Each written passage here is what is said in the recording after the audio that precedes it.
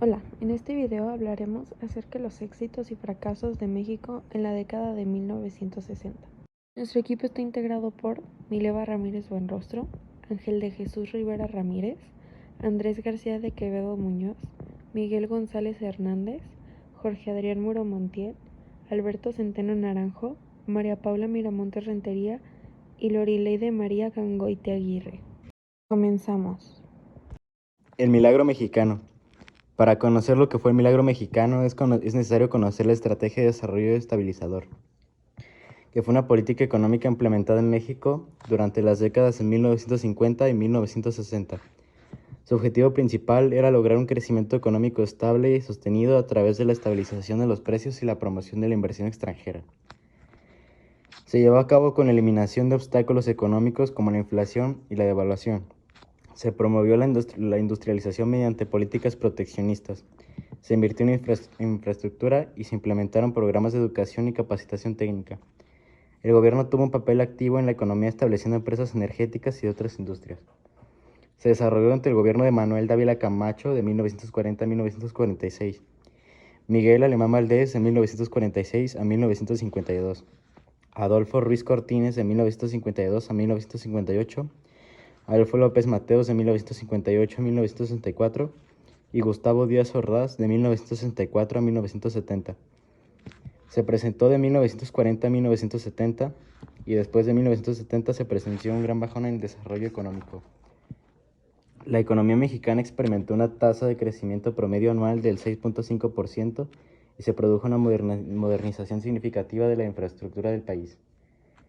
Se le nombró milagro mexicano para describir que el crecimiento económico fue sorprendente e inesperado dado las condiciones económicas previas. Principales movimientos sociales.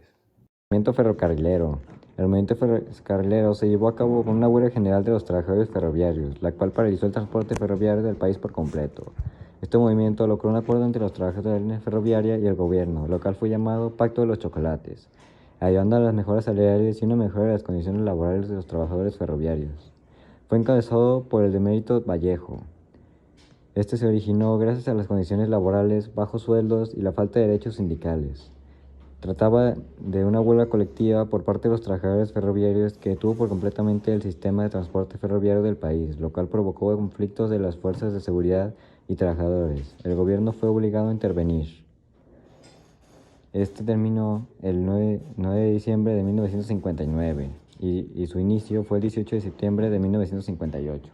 Movimiento magisterial. El movimiento magisterial dio inicio el 9 de mayo de 1958. Se llevó a cabo cuando los maestros salieron a las calles a protestar el bajo salario que se le daba a estos mismos. Logró un aumento del 14% de los salarios de los maestros.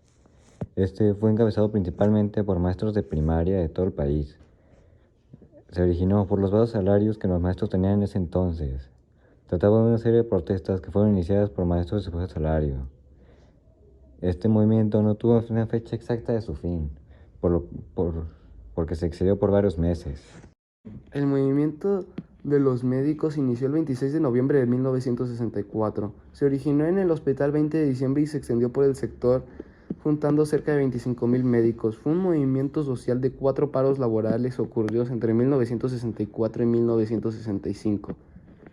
Se desarrolló gracias a que los médicos y los demás trabajadores del sector salud se levantaron por primera vez en la historia para defender sus derechos, llegando a provocar el primer paro nacional del ramo del día 26 de noviembre de 1964. La rebelión se mantendría en pie hasta 1965.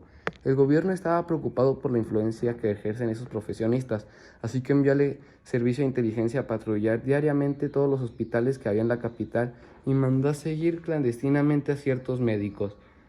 Dicho movimiento hizo ver al gobierno la necesidad de planificar la medicina a nivel nacional, de determinar que las nuevas universidades generaran los recursos humanos con la cantidad y calidad que el país requiere y así evitar crisis de sobreproducción o déficit. ¿Quiénes lo encabezaron? Lo encabezaron Guillermo Calderón, Abel Archundia, Roberto Pedrosa Montes de Oca, Fernando Herrera, Roberto Sepúlveda y Oralia León. ¿Qué lo provocó? El inicio del conflicto se originó a que los residentes e internos del Hospital 20 de Noviembre del ISSSTE, con sede en la Ciudad de México, no recibían los 3 meses de sueldo que se les habían dado como aguinaldo en los últimos 3 años. por lo que el 26 de noviembre de 1964 iniciaron un paro de labores. El detonante final fue no recibir esos 3 meses de aguinaldo bajo contrato. No consistió en un paro total, fue un paro parcial. No se suspendieron los servicios de emergencias y partos, manteniendo valores de solidaridad con la población. El movimiento de los médicos finalizó el 18 de enero de 1965. El movimiento estudiantil del 68. El movimiento estudiantil del 68 fue un movimiento social formado por estudiantes y docentes de instituciones tales como el Instituto Politécnico Nacional y la Universidad Autónoma de México. Con el tiempo, se fueron uniendo ciudadanos de otros sectores sociales, como profesionales y obreros. Los líderes más destacados del movimiento son Raúl Álvarez Guerín, Pablo Gómez Álvarez, Luis Cabeza de Vaca, Sócrates Campos Lemus y Félix Hernández Veramundi. Fueron muchas las causas que dieron origen a este movimiento, como la falta de representación estudiantil, la desigualdad económica, la inspiración en movimientos y rebeliones en otros países, y los abusos por parte de las fuerzas de seguridad hacia los estudiantes y las clases bajas. El movimiento duró poco más de 3 meses, iniciando el 26 de julio después de que 4 días antes un pleito entre estudiantes del Instituto Politécnico Nacional y de la UNAM terminara con el entrometimiento de grupos porriles y agresiones hacia los estudiantes por parte de granaderos, quienes además invadieron edificios escolares. En los días posteriores a estos sucesos, las autoridades tomaron planteles escolares como respuesta a los daños causados a la vocacional 5 por parte de estudiantes un día antes. En estas tomas las autoridades agredieron a estudiantes y a docentes. Estos sucesos provocaron que la Federación Nacional de Estudiantes Técnicos convocara una manifestación el día 26 de julio contra las agresiones y la ocupación de las instituciones. El saldo de esta manifestación fue alrededor de 500 heridos y 3 muertos a causa de las agresiones de policías y granaderos. El movimiento empezó a ganar fuerza rápidamente. El día 2 de agosto se creó el Consejo Nacional de Huelga, el cual 2 días después publicó los 6 puntos del pliego petitorio del movimiento, el cual consistía en dar libertad a los presos políticos, la extinción del cuerpo de granaderos, deslindamiento de las autoridades, indemnización a los familiares de los muertos y heridos, la destitución de jefes policiales, los generales Luis Cueto Ramírez, Raúl Medina y el teniente coronel Armando Frías. El Consejo Nacional de Huelga convocó distintas manifestaciones, las cuales destacan la del 13 de agosto, donde participaron alrededor de 150,000 personas y fue la primera marcha en llegar hasta la Plaza de la Constitución. La del 27 de agosto, cuando cumplió un mes del inicio del movimiento, se convocó a más de 30,000 personas y el Consejo Nacional de Huelga convocó distintas manifestaciones, las cuales destacan la del 13 de agosto, donde participaron alrededor de 150,000 personas y fue la primera marcha en llegar hasta la Plaza de la Constitución. La del 27 de agosto, cuando cumplió un mes del inicio del movimiento, se convocó a más de 30,000 personas y se insultó por primera vez directamente al presidente Gustavo Díaz Ordaz. La del 13 de septiembre, la conocida Marcha del Silencio. Más de 250,000 personas, entre estudiantes y docentes, marcharon silenciosamente y con la boca tapada hasta el Zócalo. Solo 3 estudiantes hablaron para exhibir los puntos del pliego petitorio y al acabar se rompió el silencio con el himno nacional. Las manifestaciones continuaron así como las tomas de instituciones y los enfrentamientos. El 1 de octubre, el Consejo Nacional de Huelga convocó a un gran mitin en la Plaza de las Tres Culturas, el día siguiente.